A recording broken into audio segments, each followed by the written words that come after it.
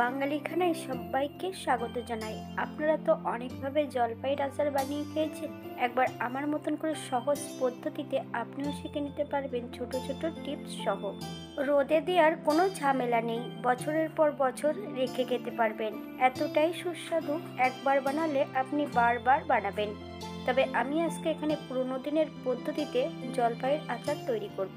চলুন সেটা একবার দেখে নেওয়া যাক ভিডিওর মাধ্যমে।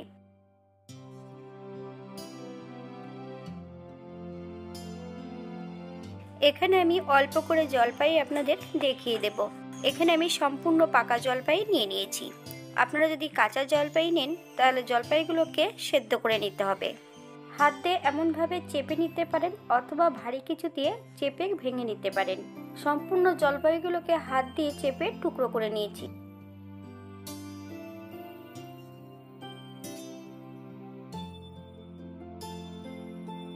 এই পর্যায়ে আমি জলপাই কিন্তু দানা ফেলবো না, সম্পূর্ণ দানাগুলো রেখে দিয়েছি।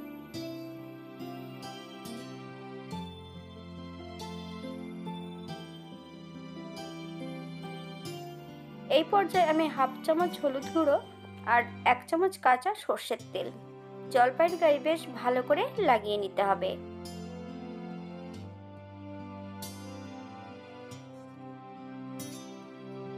দুই থেকে 3 ঘন্টার মতন রোদ্রে রেখে দেব।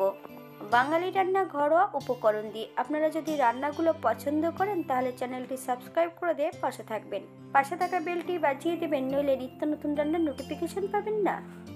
এই পর্যায়ে আচারের জন্য মশলাটা বানিয়ে নেব।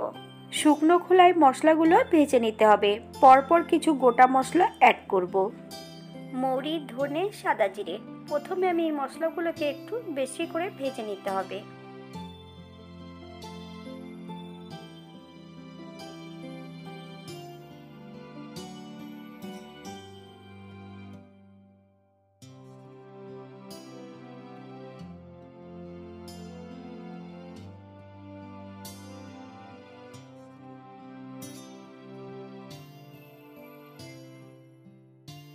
এরপর অ্যাড করব শুকনো লঙ্কা। আপনারা লঙ্কার পরিমাণটা বুঝে শুনে অ্যাড করবেন। একদম লো ফ্লেমে কিন্তু শুকনো খোলায় ভেজে নিতে হবে।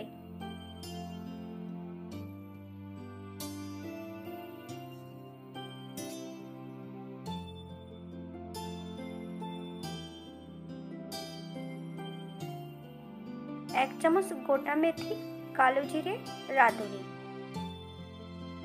একই সঙ্গে বেশ ভালো করে সব মশলাগুলো ভেজে নিতে হবে।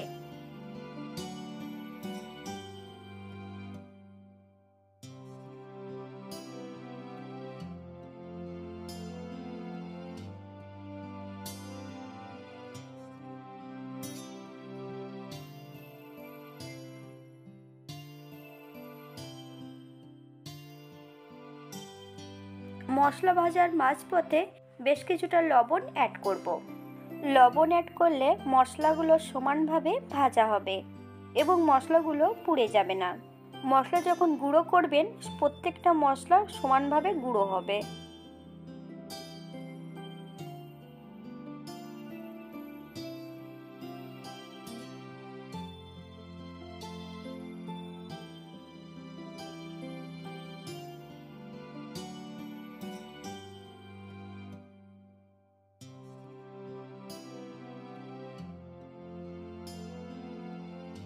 এই পর্যায়ে গ্যাসের ফ্লেমটা অফ করে দিতে হবে।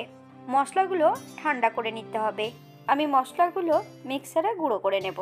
আপনারা শিলেও গুঁড়ো করে নিতে পারেন। অপর দিক থেকে একটা কড়াইতে বেশ কিছুটা সর্ষের তেল অ্যাড করব। তেল গরম হওয়া পর্যন্ত অপেক্ষা করতে হবে।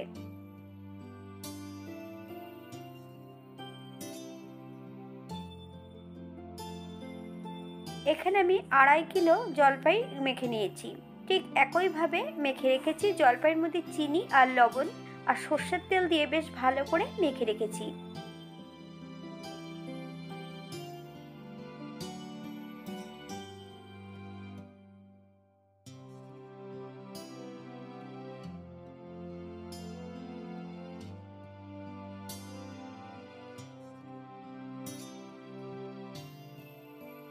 গরম তেলের মধ্যে অ্যাড করব পাঁচফোড়ন।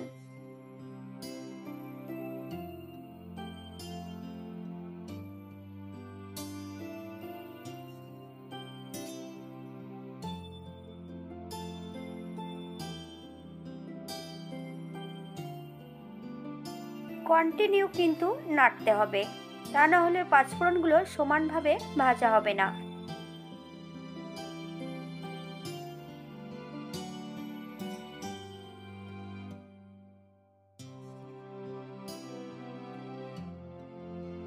পাঁচফোড়ন ভাজার মাঝপথে অ্যাড করব বেশ কিছুটা শুকনো লঙ্কা। আমি শুকনো লঙ্কাগুলো আগের থেকে মাঝ বরাবর কেটে নিয়েছি।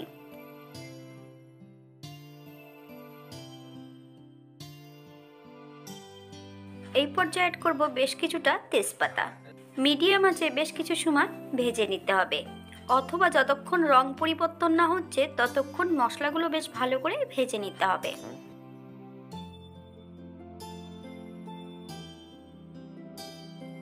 এই পর্যায়ে সম্পূর্ণ জলপাইগুলো অ্যাড করতে হবে। জলপাইগুলো কিন্তু আগের থেকে চিনি এবং লবণ দিয়ে ভালো করে মেখে নিতে হবে। গ্যাসের ফ্লেমটা কিন্তু এই পর্যায়ে একদম লোতে রাখতে হবে।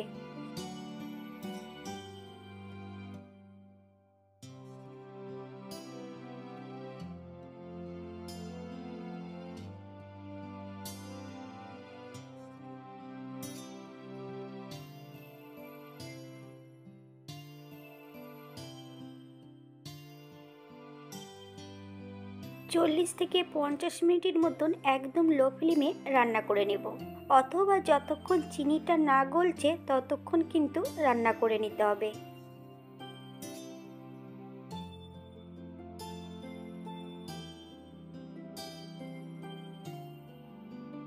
আজকে আমি এখানে জলপাই রেখেছিলাম 2.5 কেজি, চিনি রেখেছি 1 কেজি 200 গ্রাম। চিনি আপনারা এর থেকে কম বেশি করে নিতে পারেন। আর লবণটা আপনারা স্বাদ অনুসারে অ্যাড করবেন, কারণ আমি লবণ আগে পরে অ্যাড করেছি, তাই এই পর্যায়ে কোনো লবণ অ্যাড করব না। যারা গুড় দিয়ে তৈরি করবেন ঠিক একই পদ্ধতিতে তৈরি করবেন। গ্যাসের ফ্লেমটা লোতে রেখে গুড় দিয়ে তৈরি করবেন।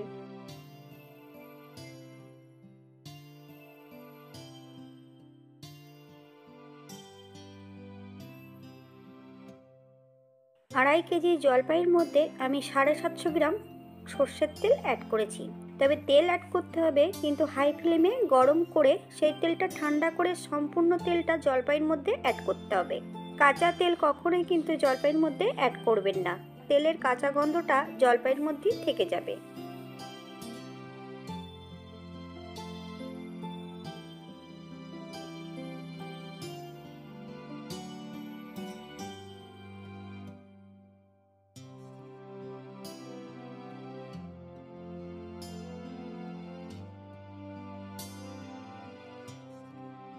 এই পর্যায়ে একবার চেক করে নিতে হবে চিনিগুলো গলেছে কিনা। খুন্তির উপরে যদি কোনো চিনি থাকে তাহলে আর একটু একদম লো ফ্লেমে রান্না করে নিতে হবে।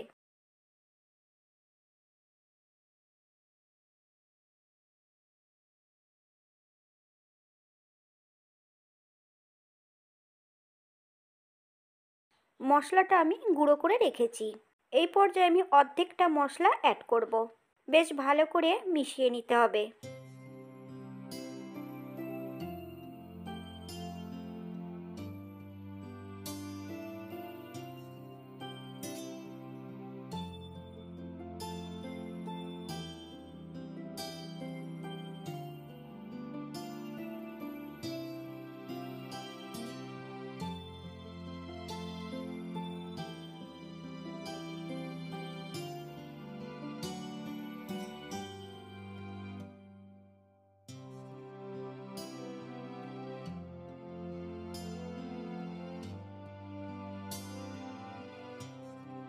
যে অর্ধেকটা মশলা ছিল সেই মশলাটুকু এই পর্যায়ে অ্যাড করব।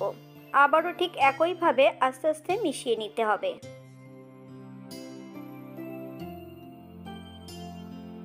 গ্যাসের ফ্লেমটা কিন্তু লোতে রাখতে হবে।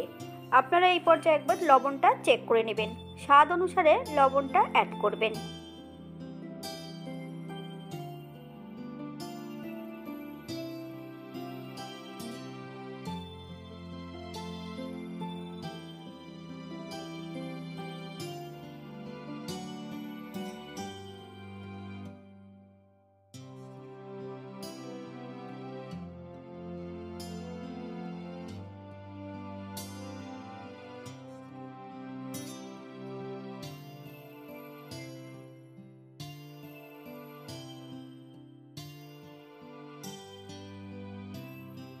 এই পর্যায়ে গ্যাসের ফ্লেমটা অফ করে দেব। ঠান্ডা হওয়া পর্যন্ত অপেক্ষা করতে হবে।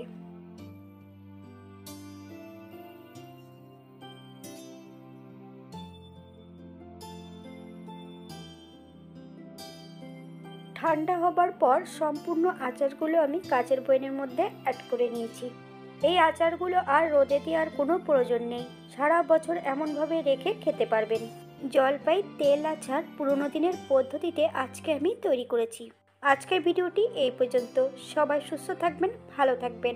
অন্যদিন নতুন রেসিপি নিয়ে আপনাদের সামনে আবার আমি হাজির হব। নতুন ও পুরনো সকল বন্ধুদের অসংখ্য ধন্যবাদ ভিডিওটি দেখার জন্য। হাতে যদি সময় থাকে তাহলে একটা লাইক, কমেন্ট, শেয়ার করবেন।